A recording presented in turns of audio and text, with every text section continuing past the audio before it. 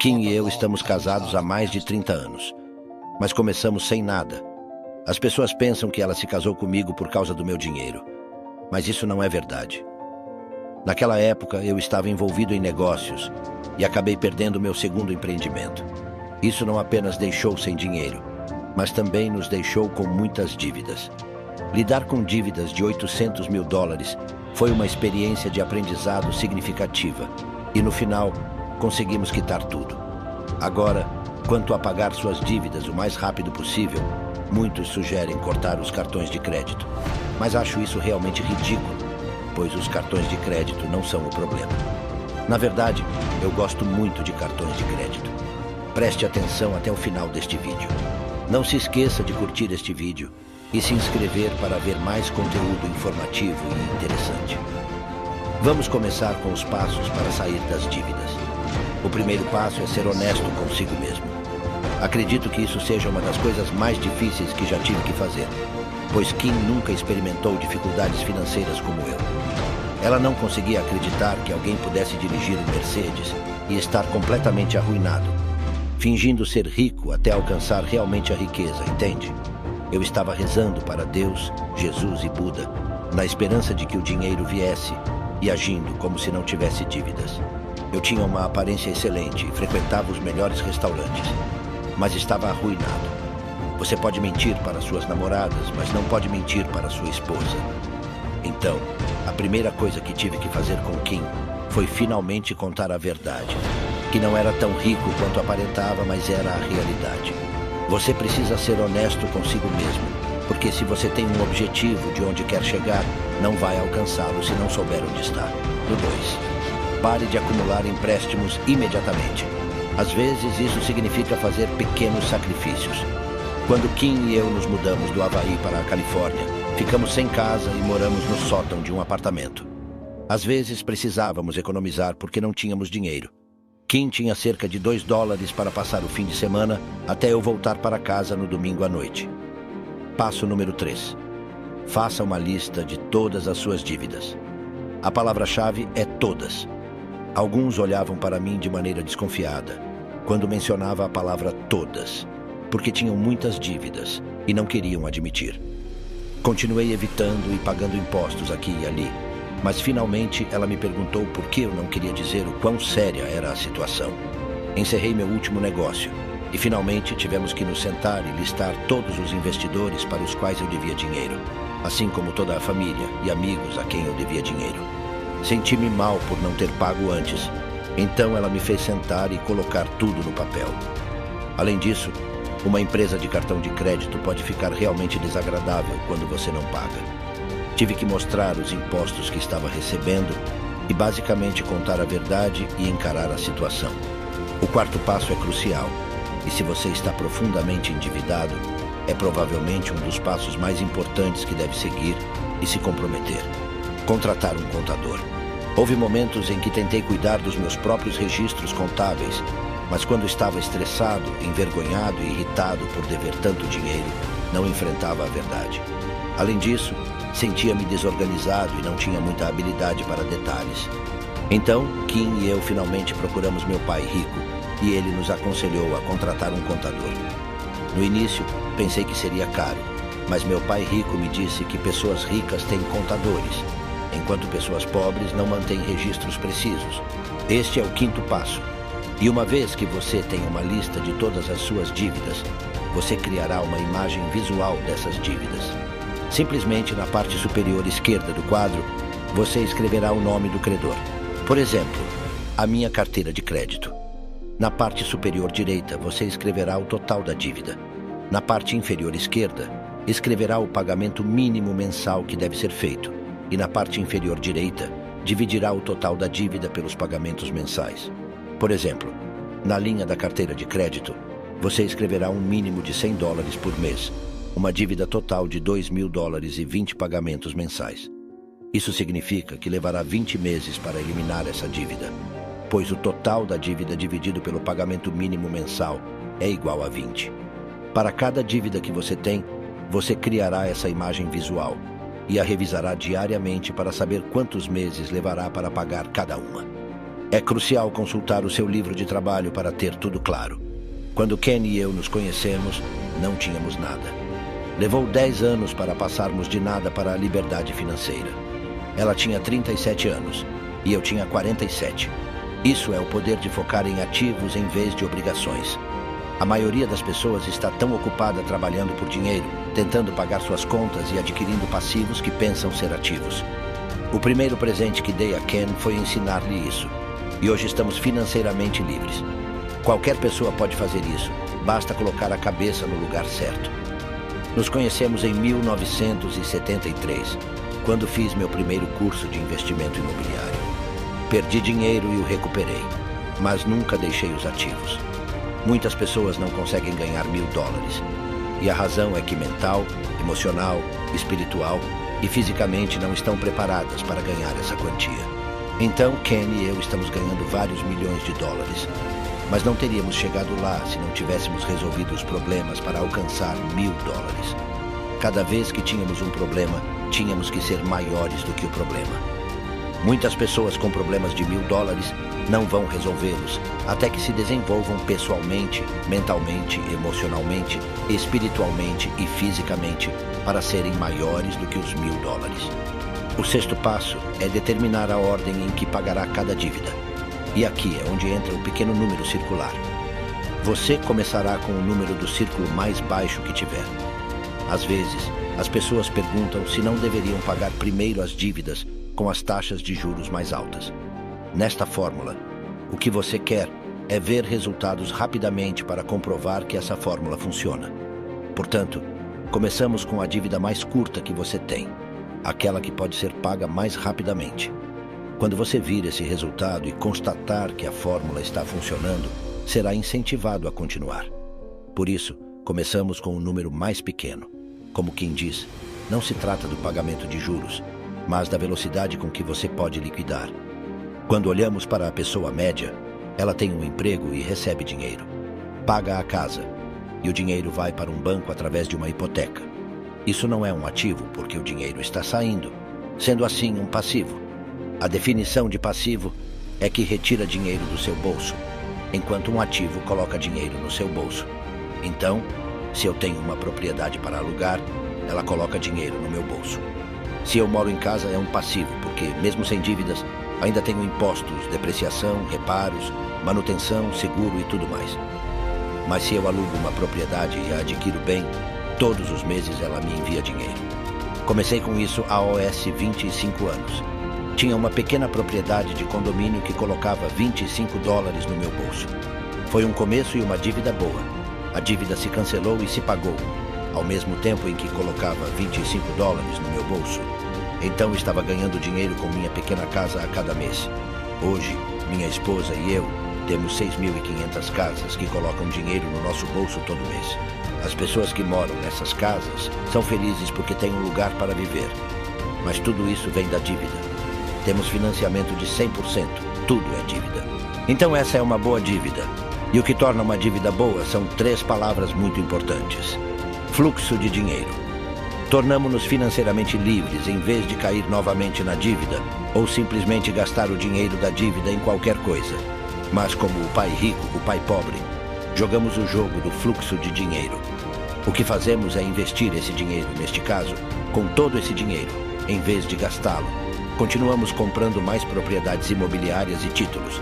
Basicamente, usamos dívidas para gerar receitas e pagar nossas dívidas. Hoje em dia, Kim e eu temos 7 carros, muitas casas e viajamos em jato particular, mas tudo isso fazemos com o fluxo de dinheiro de nossos investimentos, não com nossos cartões de crédito. Não temos dívidas, apenas receitas constantes provenientes de nossos investimentos. Assim, nossos ativos superam nossas obrigações. A razão pela qual muitas pessoas enfrentam problemas em primeiro lugar é que compram passivos primeiro e depois tentam adquirir ativos. Isso nunca funciona e elas continuam comprando mais coisas e contraindo mais dívidas. Em contrapartida, eu adquiro minhas obrigações com meus ativos para poder ter um estilo de vida próspero. O melhor é que não precisamos nos preocupar com dinheiro ou qualquer coisa, porque simplesmente temos mais e mais dinheiro entrando constantemente.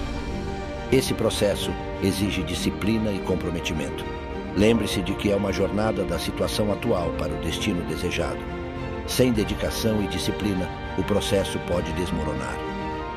Encorajo você a compartilhar isso com todos ao seu redor para despertá-los para a verdade. A chave para o sucesso financeiro está em focar em gerar várias fontes de renda. Não estamos falando de uma, mas de várias fontes de renda. Enquanto nos educamos financeiramente, desenvolvemos uma mentalidade empreendedora e geramos ideias de negócios para obter renda. No início, devemos prestar atenção aos gastos e onde nosso dinheiro está indo. Grande parte da nossa forma de pensar e administrar nosso dinheiro vem do nosso passado. Em 99% dos casos, nosso caminho no mundo financeiro começa com um emprego e dependência de um salário. Mas se formos suficientemente inteligentes financeiramente, esse emprego e salário, que para muitos é uma desvantagem se administrado corretamente, podem gerar capital. Você pode gerar capital como uma semente para começar a obter lucros, fazer negócios e investir. Por isso, as ideias que vamos explicar neste vídeo para reduzir gastos podem ser o começo de um mundo cheio de infinitas oportunidades para você. Você só precisa aprender a administrar seu dinheiro. Estas são apenas algumas ideias, mas você deve adaptá-las à sua própria realidade e complementá-las com suas próprias ideias para torná-las mais poderosas. Muitas pessoas cometem o erro de fazer compras por causa das promoções, pensando erroneamente que estão economizando dinheiro. Mas a realidade é que em uma promoção, apenas o dinheiro muda de mãos e de proprietário. Ser rico ou pobre depende da direção que o dinheiro toma. Se a maior parte do tempo o dinheiro entra na sua conta, então definitivamente você está no caminho para ser financeiramente livre. Existe uma frase muito popular entre as pessoas pobres que diz o seguinte: se nunca se endividar, nunca alcançará nada. Estamos seguros de que poucas frases geram tanta pobreza e escravidão econômica como esta. A razão pela qual esta frase é tão prejudicial é a seguinte: quando compramos a crédito, pagamos juros compostos. Esses juros compostos enriquecem quem os recebe e empobrecem quem os paga. Os juros compostos para quem os paga representam 2 ou 3 vezes o preço original da compra, e para quem os recebe, representam obter um benefício de 2 ou 3 vezes o preço original de venda. Quem paga e quem cobra os juros compostos determina quem se empobrece e quem se enriquece. Comprar aparelhos eletrônicos. Comprar aparelhos eletrônicos que não serão utilizados. Os dispositivos eletrônicos são projetados para tornar nossa vida mais fácil e agradável. Mas o pior que uma pessoa que não sabe administrar seu dinheiro pode fazer é comprar um aparelho eletrônico que não precisa e não utilizará. Fazer isso é literalmente se livrar do dinheiro, ganho com esforço, para comprar algo que provavelmente só acumulará poeira em sua casa. Comprar coisas de marca. Assim como comprar dispositivos eletrônicos que você não usa, muitas marcas não adicionam valor nem qualidade à sua vida. A única coisa que fazem é multiplicar o preço das coisas por 3 ou 4 vezes, apenas porque são marcas da moda. Pelo contrário, compre o que precisar, o que for útil, ou o faça se sentir confortável, mas evite comprar coisas apenas porque tem uma certa marca. Conheci muitas pessoas pobres e de classe média que têm mais dinheiro investido em roupas do que o patrimônio bancário de uma pessoa rica. Gastar em cigarros. Além do dano prejudicial à saúde, fumar também afeta negativamente as finanças. Basta fazer um cálculo com a moeda do seu país. Um pacote de cigarros na Espanha pode custar entre 4 e 5 euros. Se fumarmos 2 pacotes completos por semana, seriam 8 pacotes por mês, o que custaria 36 euros por mês em cigarros. Em um ano, gastaria 432 euros. Em 10 anos, pagaria 4.320 euros. E em 50 anos, gastaria 21.600 euros. A maioria das pessoas gasta muito mais do que isso. Por isso, o impacto nas finanças pessoais é muito maior do que se imagina quando se trata de um vício constante. IR, as compras no shopping. Sem ofender, mas IR ao shopping é um dos maiores passatempos das pessoas pobres e assalariadas, especialmente no dia de pagamento. 2 coisas acontecem quando você visita o shopping. Primeiro, você perde tempo que poderia usar para ler, educar-se, treinar e crescer. Segundo, estar em um shopping torna você uma presa fácil para as compras impulsivas e a crédito. Compras impulsivas. As compras impulsivas referem-se a comprar algo que você não precisa e compra apenas para experimentar o prazer de ter algo novo. Você pode se sentir importante através das compras por impulso.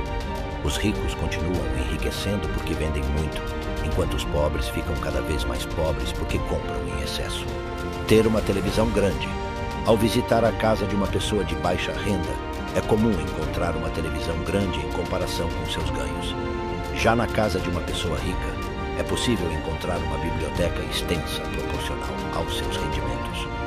A televisão, muitas vezes, se torna o principal meio educacional para os pobres e a classe média, sendo educados por meio de novelas, reality shows, esportes, concursos de beleza e anúncios. E depois questionam por que ganham tão pouco.